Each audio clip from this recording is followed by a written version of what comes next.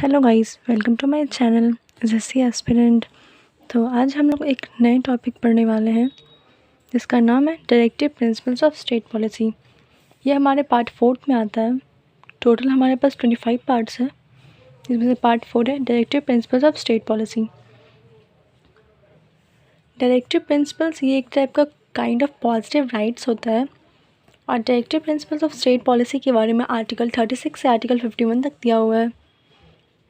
इसमें ये सब जो आर्टिकल 36 से 51 तक, वो सबको ऐड करने के लिए 4 अमेंडमेंट लगा था जिससे वो ऐड हुआ है। तो फर्स्ट था 42nd अमेंडमेंट 1976, जिसमें कि article 39, 39A, 43A, 48A add हुआ था। सेकंड था 44th 1978 अमेंडमेंट एक्ट, जिसमें कि आर्टिकल 38 ऐड हुआ था।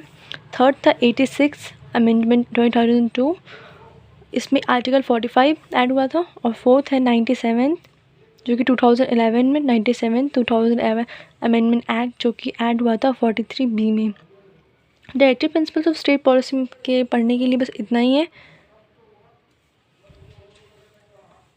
Thank you.